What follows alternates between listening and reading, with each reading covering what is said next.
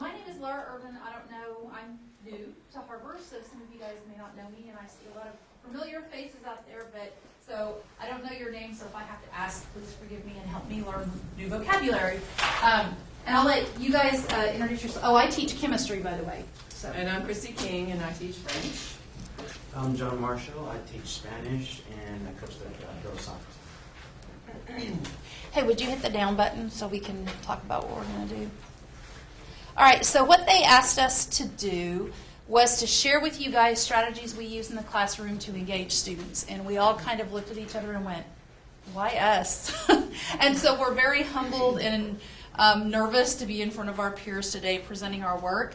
And so these are some of the strategies that we wanted to address in getting students engaged and involved. And we don't want to just present what we do. We're really hoping, since this is about collaboration and engagement, that you guys will also share things that you do, because we know that you guys have lots of really great activities and ways to get kids involved as well. So with that, I'm going to let Ms. King talk about the activity we're going to do. Okay. Something I do in my class that I just kind of made up is what I call group homework.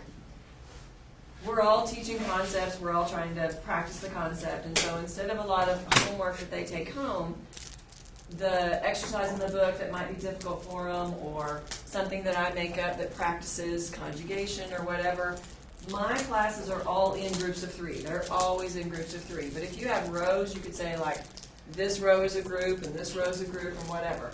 And so you guys are in groups, and we're going to do a group homework.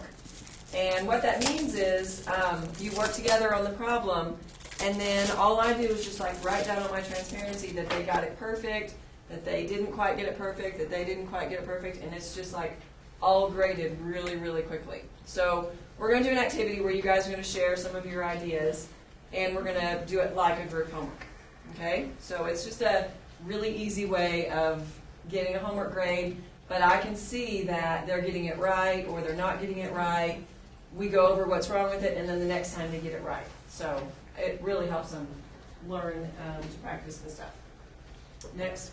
I think the next slide is. Okay. Okay, our first question, and you guys are going to collaborate as a group, and how I do it is one person writes and everybody like talks, and you have a certain amount of time, and they wait for the count, and in my class it's French, so I say, wait for 1, 2, 3, montrez-moi, and then they show me all at the same time. And in the group homework, I'll just go, okay, that one's perfect, that one needs an E on it, that one's perfect, that one's perfect, that one's perfect, and then I show them the overhead what the answer is. Okay? But for you guys are going to kind of share your ideas, because it's ideas that we're going to all learn from. So your first question is, make a list of 4 favorite fun activities for effectively engaging students in learning, and you discuss in your group. You write your answers on your whiteboard, and you wait for the French count. Okay? So figure out your stuff. We'll give you about 2 minutes to write down 4 favorite fun activities. And you're not going to get a good homework grade unless you write down 4. Yes, write it on there. You got to get 4. And since you guys don't get gradebook grades, we have points distributed in a different way.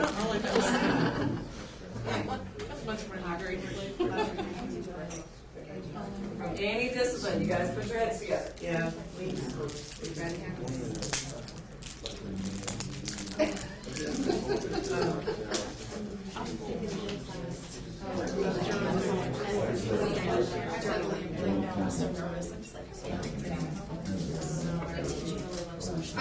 On my desk. Did you type that? Well, I had printed out things, and I printed the slide that we're going to go to, we're going to write their responses. And I just handwrote it on the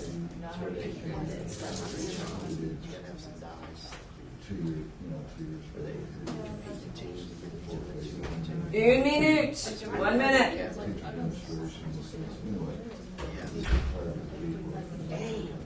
Games.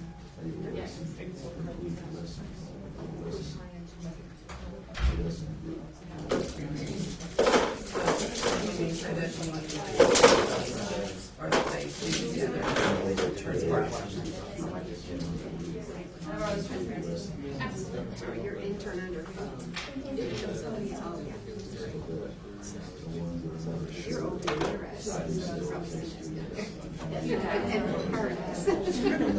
Hey, just look at green. That's my student. Belongs to her, right? What he's doing. Yeah, he knows he was.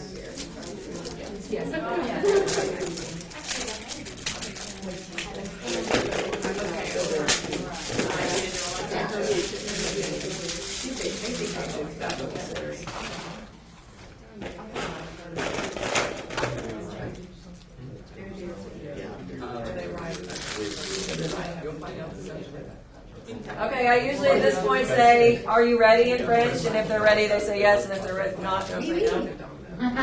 Est-ce que vous êtes prêts? You guys ready? Okay, you're gonna show me at the word trois. Okay, un, deux, trois. Show me your marker board. All right, they get candy. They get candy. They get candy. They get candy. And they get candy. And what I do is I just write down a 2 next to their group, a 2, a 2, a 2, and a 2. If this group hadn't gotten it right, I just write a 1. And then I could just easily make it a homework grade. And if you're in rows, you would just write it next to the row. And then it's so easy just to write it in your grade book. And they've gotten it all done. I think I got all the points distributed. You want to go ahead? Okay, so what we're going to do now, you have shared with us, but Don't since erase, this don't erase, is... Don't erase, sorry. It's okay, we've got enough. Don't erase right now. We might share some. Go ahead. Okay, and so what we're going to do now is we're going to share what you guys got. So if you wouldn't mind holding your tablets up again so we can see. We just want to get some Is there any group who's really excited about what they came up with and would like to volunteer to share 1 or 2 of your favorite activities? Have a volunteer. We award extra points for people that volunteer. Because, if you don't have it written, that's fine. I want to hear ideas. okay, I see singing here. Let's hear about singing, if you wouldn't mind sharing with us. Well, I teach reading to newcomers, and so one of the best ways that I've found to get them reading is reading words to the songs from the radio. So we do a lot of, poor Mr. Dr. Combs knows, we do singing once a week. He's across the hall from me, and he has to endure it. But And they're very enthusiastic. And you sing songs from the radio? yes, I download them at home on my, from YouTube, a lot of the songs and all, and we sing, and they love Michael Jackson. She prints the words and everything. That's And cool. so we read the words, and you can find rhyming words, comparisons, you can find so many things, that. And kids love music. And it's like the easiest reading day there ever is. They're just, it's amazing. Oh, yeah, definitely. It's good for the pronunciation. It's like first grade, when they memorize the book and they see the picture and they automatically know what the story is. They become familiar with it. Definitely. Just like That's that. cool. Do you guys have something you could tell us from your board? Something that I always, if I can, that seems to help is if we can actually get out of the classroom sometimes. Mm-hmm. Oh, leave the physical classroom? Okay. Yeah. There's a couple times I've gone to auxiliary gym or out to the outdoor classroom. Sometimes it just mixes it up enough to stir up the routine that they're looking for. That's a good idea. And we do that a lot in science, and that was one of the things that they asked me to talk about was, will you guys do all the laboratories? But I think that's one thing that is a little bit different, because if you don't teach science, you don't have a nice lab that you can go work in. But when people are in lab and they're given an assignment, and they talk about wanting the students to produce a product at the end of the class or at the end of the lesson, and with the laboratory, they do have to produce a product. They have to have a set of results. They have to have maybe a new chemical they've formed. So, getting out of the classroom is really nice. And so if you can think of ways to move to a different place and maybe do the same old thing, I really see that, we could do it in the classroom, but if we go to the lab, it mixes it up and it might engage them a little more. They're a little bit more excited to do the project or whatever. What was y'all have one that maybe you share that Before I Um, didn't tell you to not erase. I have one I do. I usually do it for as a test review, but you could really do it for anything. And I call it casino. And the students work individually, but I start them out with $500 fictitious dollars. And I usually set a high and a low bet, $10, $5, or whatever. And basically I just do review questions all day. And so I give them a category, and let's say the category, we verb conjugation, because I'm a language teacher too. So they make a bet based on the category. How well do they think they know that category? And they can, I think my maximum bet is like 50, my minimum bet is 5. So they can bet anywhere in that range based on how well they think they'll do in that category. And so they make their bet, and then I ask the question. They write down their answer. And of course, if they get it right, they add those points. If they get it wrong, they take them away. And they have a lot of fun trying to see who can win at the end of the day. So Yeah, I need to do that. What's that one called? I call it casino. John, do you want to write these up there? Is Because they like to bet. Oh, okay, I'll come. What's one you guys have? I On your one. Where you And I go? teach lower sped kids, so most of our stuff would have to do with non-traditional stuff. So we connect to something called Journal Time, which has a lot to do with singing and interactive stuff. And the kids all love when we cook.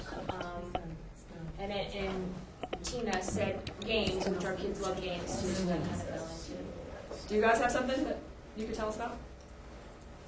Well, the activity find someone who, Oh yeah, find someone who. Yeah. Yeah. Especially in a foreign language. Yeah. Yeah, you just give them like using some part of grammar or vocabulary, and then you have different questions to find someone who, for instance, find someone who Went to the movies whose last name is weekend. started with this Mhm. letter, or watched the movie. That's a good idea. Those are good ones. And then we put group activities, just anytime you stick them in a group or with a partner, they seem to. You know, one thing that I use the tablets a lot, and I do a lot of role playing in the class. Obviously, it's a language class, but even if we do, we're reading, we'll just take a section that we're reading, and we'll just have them role play at least, some of the vocabulary words, or just, I think on Friday we just turned the room into like a restaurant. We had waiters and customers, and if there was any language spoken that wasn't, in our. If it was English spoken, the waiters could just simply tell them to go outside the classroom, get outside, Is that why they were all laughing? Yeah, there's because if they spoke English, the waiters could just say, "Can you please exit the restaurant? We don't speak English." Yeah, I seen a picture of Manuel in his blonde wig. He was Chiquita one day. He loves that. He won't ever forget it. Okay, you guys can erase your marker boards. We've got another question. Oops. And we're having technology difficulties here, so. Okay. Did I skip? No, you were going to tell We're them on about grouping. Okay, grouping.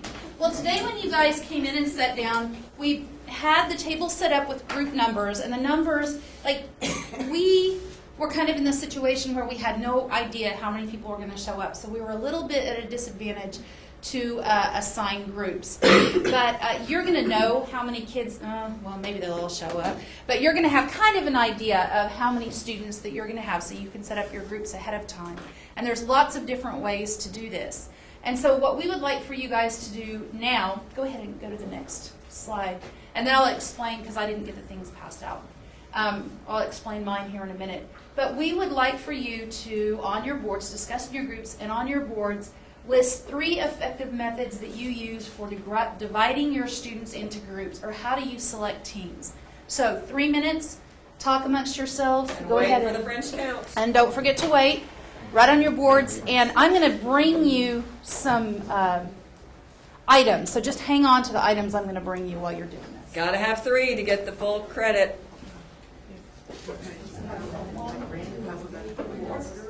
So, do you have like a cutoff or us? Sometimes you do work.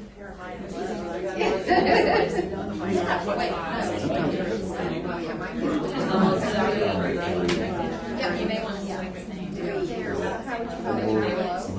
When there's 3, they're less pressure. Right, this is one time, 3 is not. You know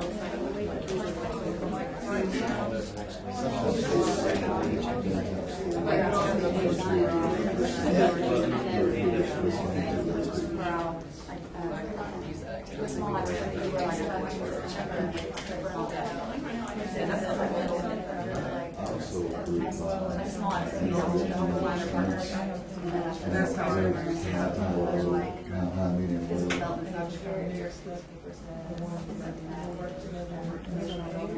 Est-ce que vous êtes prêts? No? Almost? It's just milk. It's just milk. I can do the German. You can throw out Spanish or German. That's okay. Did you make sure that's, I think you have you can also go to more to make sure it's in the right place. Right, right. Well, then I usually sit there and get my little accounting figures. Of course, I'm supposed to put it together. And I put things together in my challenge agenda. Okay, I want to know But I what that don't number is. Right, right. Yeah, That's called Avogadro's number. It's the number of atoms in one bowl of substance. The kids have to memorize that. Tell me what it is. It's the number of atoms. No, I mean, can you say it? It's 6.2. We would use it in scientific notation. We never would actually, I don't even think there's a name, one that does that type. So they would learn it as 6.02 times 10 to the 23rd power. And that's the way they remember it. So there's not a. I don't know whether either, I don't think there is one. Est-ce que vous êtes prêts? You guys ready? Yeah? Y'all. Okay. 1, 2, 3. Montrez-moi. All right. Ooh, we have overachievers of 4 of them. Awesome. Okay, they are the candy. Don't we?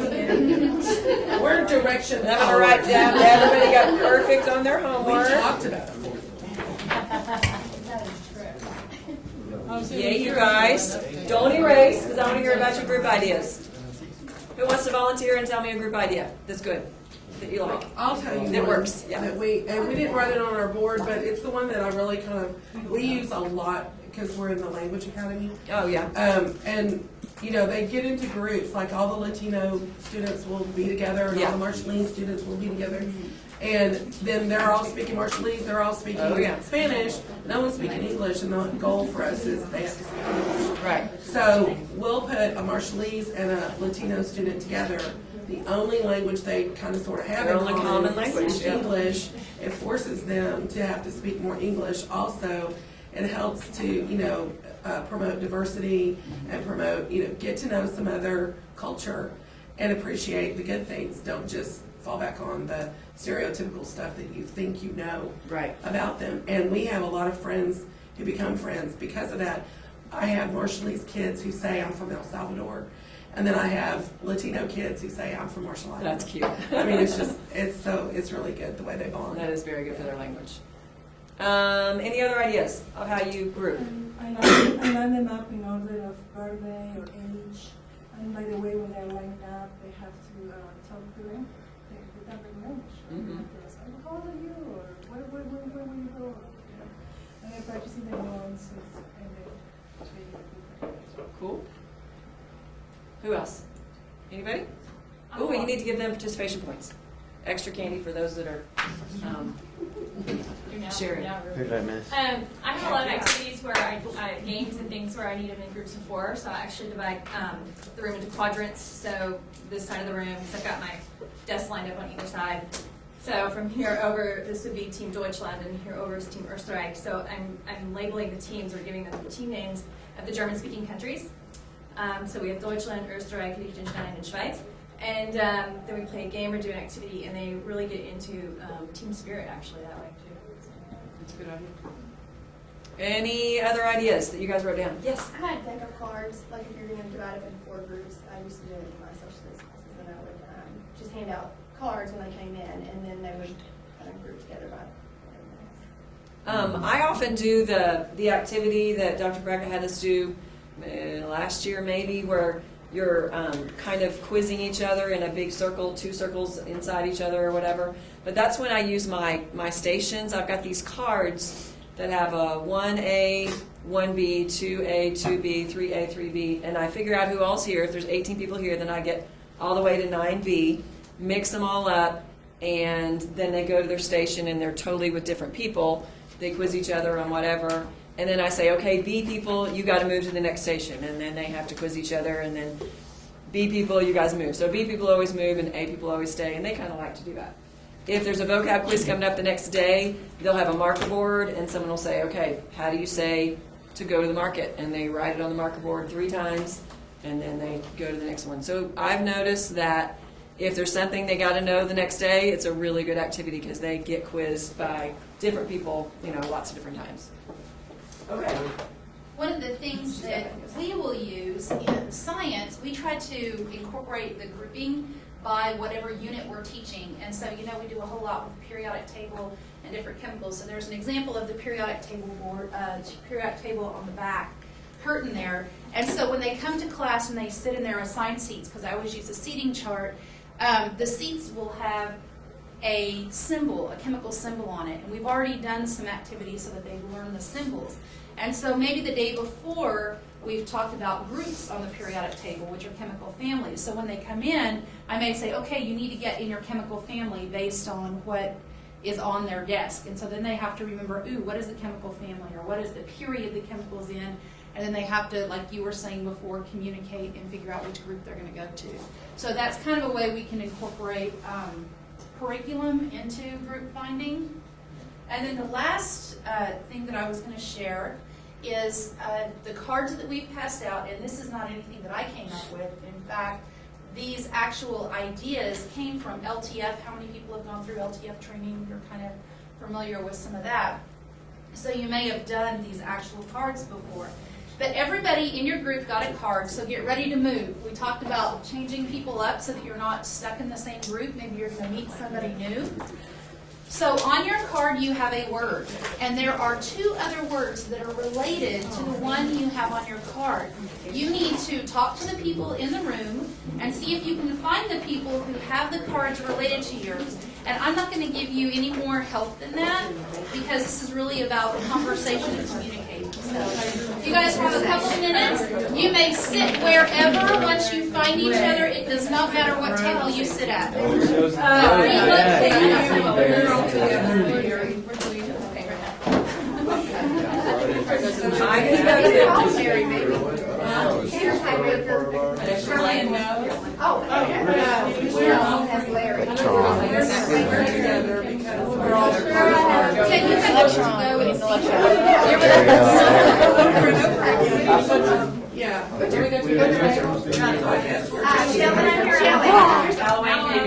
Oh, that's funny. You're calling Mary.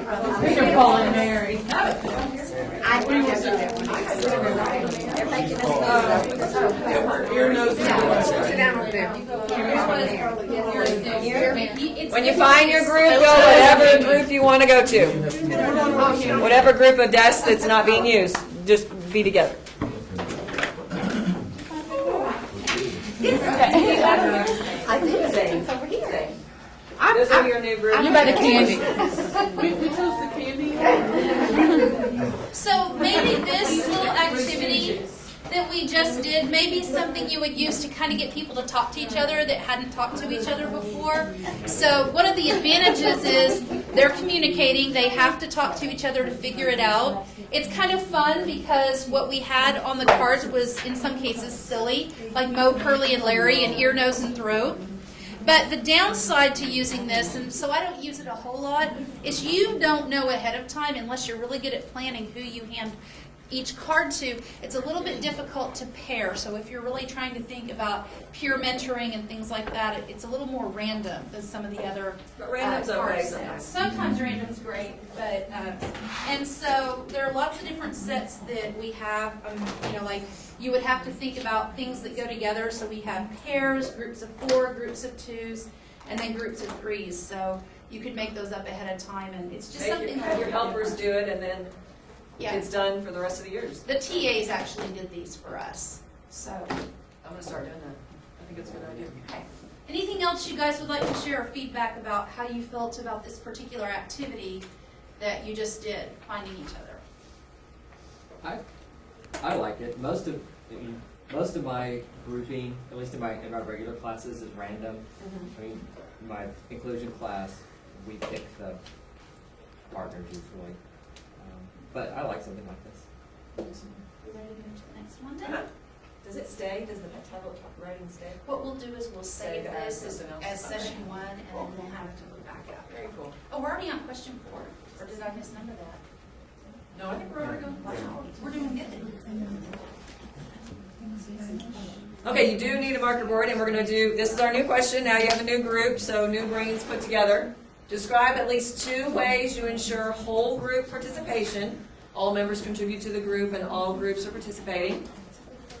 And one of the reasons this is on our agenda is because when we went to the little draft orientation or whatever, one of the wonderings on the walk around was, how do you make sure everyone is getting something out of the discussion? How do you make sure that everyone participates? Or there were comments about, well, we saw there were people in the back of the room that weren't really paying attention, or one person seemed to dominate. So that's kind of what we're trying to get at with this question.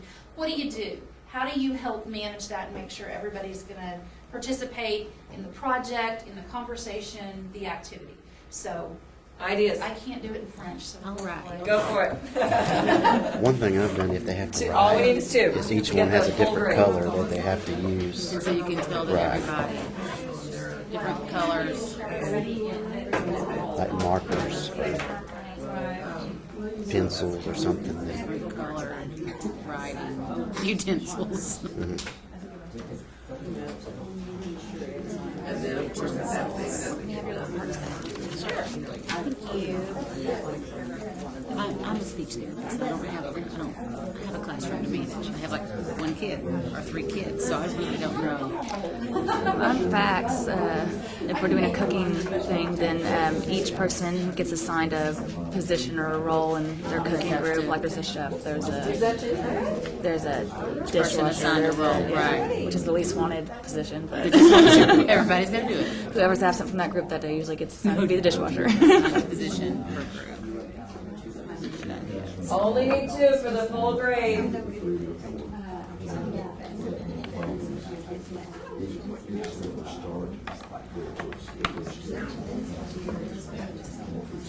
how to manage a whole class. I'm like, I can take like 3 at a time. You know, whole class.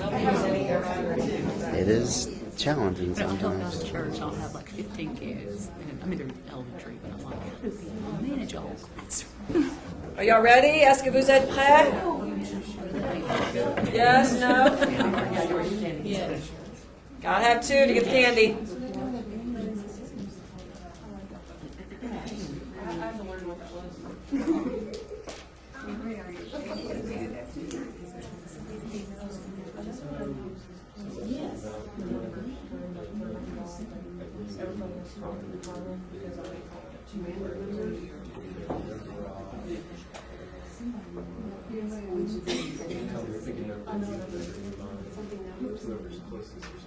Okay. 1, 2, 3. Montrez-moi. 1, 2, 3. Show me. All right. You guys got 100%. You guys, and you guys. Candy for everyone. Okay, who wants to share what one of them is, or 2 of them? You guys get it? I will. Okay. I will share some. Tell us about it. Okay. We have something we do called golden lines note taking. And so if we are, I mean, it'll work with different things, but if we, what is that? That's your prize. Oh, That's your participation point for participating. oh, okay, cool. So what we do is, let's say, for instance, right now we're in the Renaissance. Then students will read individually, take notes over the Renaissance. Then they are grouped up using some method. And then what they'll do is maybe roll a die to see which question or which section they're responsible for responding to. And so, for instance, if we were in a group and the first issue that comes up is humanism, then I would talk about what the notes that I took on humanism, and then they share what they took, and then we come up with what we think is the most important point or points or summary for that section. And then we would go to the tutors, and then we would go to another point. And so then that way everyone has the individual notes, and if you do it in like a 2-column format, then you have your individual original notes on one side, and then you have your golden line that the group decided on in the second column. And where did they get those notes from? You, like originally, and they took notes from It can be Okay. it can be notes it can be lecture notes, it can be notes that taken from the book. If we are reading a novel, it can be 10 questions over this novel, and so it works with a number of different activities. That's cool. Is this this golden line note taking? Is this a format that if somebody was interested in it, they could just go look up, or is this something that you invented, or? Well, there is something called Golden Line, but which is kind of like this, but we sort of adapted it. Okay. So probably. Okay. But I'm not really sure. Yeah. Cool. Anybody else? How do you ensure that everybody participates? Yes. Well, I have not started this yet, but this second semester, I'm going to try some things. One thing I thought about is passion, and when their students are in groups of 3 or 4, each student gets a problem, which requires multiple steps to solve. Each student will take their problem and do the first step, and then pass it around. And all papers are passed around until all steps are completed by all the students. And Like in a group of 3 or something? 3 or 4, and I can give them a point value and a time limit. That sounds cool. I was thinking I And could then probably do that way- in a language. That way, they're allowed to cooperate and help each other to get it all done. You got that one? I got it, I think. Anybody else? I have a kind of an elaborate system of participation points that I do, and I actually literally give them a participation point, and they have to have like 120 of these every 9 weeks. And I really think it helps them participate, even the quiet Marshallese kid. There's other ways of getting it besides raising your hand or whatever. They have to get, like I said, 120 of them, and I'll either hand them to them, and then they've got their name on this thing, and they put it at the door at the end of the day every day. Or I just write it on here. I always am walking around with this thing, and I just literally just write it on there. And every time I call on them, I write it on there. And I've got just an Excel sheet that I just like take 10 right there, and I just put it on there. And I post it every week, and they know how many they have to get. And I really think it helps them participate. The last 2 weeks of a 9 weeks, when they've got 50 and they need 120, you should see those classes. Call me, Madam King, call me, Madam King. I mean, they are participating. They really want to get it. And if they really are at 50 and they have to get 120, then we've got some online quizzes that we can do, and they can get 60 on there if they were not, talkative or whatever. But I think it really helps, and I've always used participation points, and I just think I think it's a good system. But it does take some doing, and it does take some time. But with helpers to count them, I mean, my helpers count them, and they do it all for me. So I think it's a good thing. And I think my kids think it's a good thing. There, is that what you're saying? They just write it down, Madison Boanti, and write it down, and then I just recycle them.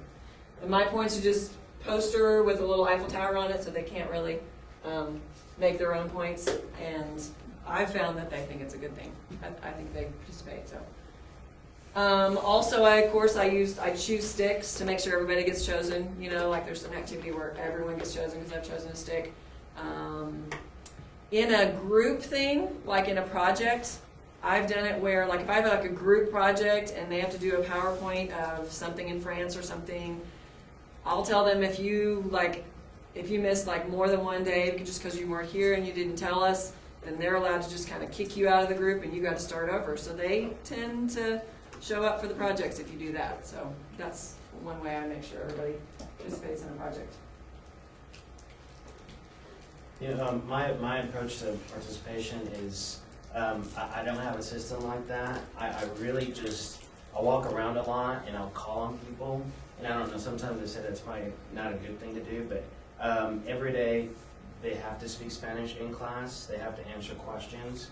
They're kind of put on the spot a little bit, but it's kind of one of those things that they have to do. I was one of those students that probably didn't speak very much in class. If I would have been just pushed a little bit more, I would have probably been more talkative and been able to be in meetings and social gatherings and maybe kind of speak up a little bit more. And maybe I get it from the coaching side, but I really just will call on the students every day, and I walk around a lot, and at the same time encourage them and realize that in participation, normally when students aren't participating, maybe they just didn't get it and they didn't process it as quickly as other students do, because there's some students that really get it. I have students that have taken Spanish twice already. So they're pretty much, they already kind of know it. So really just kind of work with them and then just say, hey, Bill has a great idea, a great question. He has a hard time with the pronunciation, and kind of walk them through it. And then make sure they repeat it to the class. So we do participation, just everyone is kind of, the expectation is when you come in is you're going to have to participate. And one thing I notice is a lot, 10% is what I say, and then the other 90% is how we react to it when students aren't getting it. And a lot of times I'm kind of like, okay, it's all right that they're still struggling with the beginning of it, but it has to be just repetition. One of the things I do, and I've already talked about, that we go into the laboratory and they're engaged in experiments. And sometimes we have to put them in groups of 3 and 4 just because of limited equipment. And the larger the group size is, the less participation you get from individuals. And so I'll assign tasks within groups so that each person's responsible for something. But one of the things I'll do is they have to have their laboratory notebook out, and they'll be taking notes in the notebook. And I have little stamps, and I really try to find stamps that are unique so that they can't duplicate it very easily. And as I'm walking around, when I see them actively engaged and actively doing something in the experiment, I'll stamp their paper. And so that way, right in the moment, because it's really hard in a laboratory situation to have ways to take notes and keep track of points. And so if I just put the stamp in their notebook, then when I'm grading, if the kids don't have a stamp, then they're not going to get those extra points from participation. And then we may have conversations later that, you really kind of just stood back and let everybody do the work, and you weren't involved. Next time you need to be a little more involved. So that's kind of a good way for me to take those notes right away, and then when I'm grading, I can look and see how many stamps they got and if they were going to be involved. And the other thing, the chemistry department came up with a way to make sure kids were not copying homework, because you'll give out a worksheet and it's like, well, how much did the individuals do and how much was copied? And so one of the things we did, and I don't know if this would work for every discipline, but I know that math could probably use it. They are writing formulas for different compounds, and so we have different elements that are going to combine and make compounds, and the things they have to do is write the formula and name it, and there's some rules that go along with that. And so instead of just giving them a worksheet, we put them on these sticks, and so to make up their worksheet, they have to draw the sticks randomly to see which 2 are going to go together. So theoretically, no 2 kids are going to have the same worksheet because they've kind of randomly generated their own. And it's easy for us to grade because we already know what the compounds are going to look like. So that's one of the things that we've done to kind of make sure that the kids aren't just copying. They can still help each other, figuring out how to write the compounds, but it's not going to be, let me just see yours and copy down what you did. So they have to do a little bit more work. Anybody else? Okay. Anybody else group stuff? Are we going next? Yeah, I need to see if I can make this advance. I can. Okay, we wanted to take a little bit of time to reflect. This is really all we had to present as new stuff, but we wanted to reflect on how did we do? How engaged did you feel? Because the whole idea of this presentation was engaging people and letting them collaborate. And so what we wanted to do was, we just want you to think about, did this work? Did some of the things we do today work? And did you feel engaged? And so we just want to kind of popcorn out some answers. We were, as you guys were working, looking around and taking mental notes on who was participating, who wasn't participating in the group. And I don't know about you guys, but I think everybody I think everybody did good, yeah. was really contributing in the groups. I didn't see anyone not participating. So we just wanted to throw it out there, and there's prizes, again, for your answers. What motivated you to participate on Martin Luther King Day when you're here and everybody else is off on vacation, yet you were here sharing and participating? So who would like to? As a student, do you like being in a group? I mean, How did you feel about it? What? hate it. Tell us why, Wendy. I've just never been a group worker in school ever, until now. I think I feel safer in a group. Yeah. I feel more apt to raise my hand, and I don't know why. Is that the way I you was feel? gonna say, for me, when I was in school, we were in single rows and stuff, and wasn't in the classroom. Just same thing. I learn better, and I get more ideas, you can play off each Yeah, other. So I definitely feel I safer. definitely have to have it. So you're saying you like group work? I you do. feel more I motivated? do. I'm more, yes. I think for me, it depends upon which class it is. Okay. Like, because I'm math. In math, I just want to be left alone and let me do it. Really? If it's in a history, because I'm not as comfortable with that, I'd that's rather true. be where I can talk it out. That's So true. if I'm very comfortable, just leave me alone and let me work. If I'm not as comfortable, put me in a group so I can get ideas. That's very true. So I think it varies. For me. But like when we do faculty stuff, I want to be in a, that's just, I'd rather be in a group than have to do it by myself, I think. William, why did you feel like you were comfortable, you participated a lot? Just your personality or? Well, because that's what we're expected to do. Right. So I try to do. Because you're a good student and you. I'm a good student. I will try to do what the teacher asks me. Yeah. But I'm like Wendy. I'm more independent. Tell me what you want me to know. I'll learn it, and leave me alone. So would you say by that nature, you're kind of, I'm just trying to, for my own self, get a little bit out of what you're saying, that maybe not group work all the time. We need to give students a chance to work in groups and then to kind of be on their own? Is that? certainly for me. I mean, if I'm going to have to do group work, I would prefer it not be all that often. Yeah. And it really needs to be something, well, I don't care for it overly much, so Yeah. not too much. Well, I appreciate you participating. I said I try to do what is expected of me. Yeah, give that boy a prize. Give that guy, yeah. I'm sure yours are getting dry. But Yes. I don't typically like group work either, but then I'm a math person, and so it's, just let me do my thing. But also, until I became a teacher, and even still in those situations, not here, thankfully, but you tend to, I get stuck doing a lot of the work because I'm just one of these, I want a good grade. Mm-hmm. So I don't care what you do or don't do, I'm gonna make sure that what we turn in is good. But yet, if people will participate, that's great, but I'm not gonna sit there and get a bad grade just because somebody wants to be a slacker. Right. I think her That's the problem comment with leads this. us right into our last reflection Yeah. question. I know I kind of cut you off, but we're about out of time, and we want to make sure we let you go on time.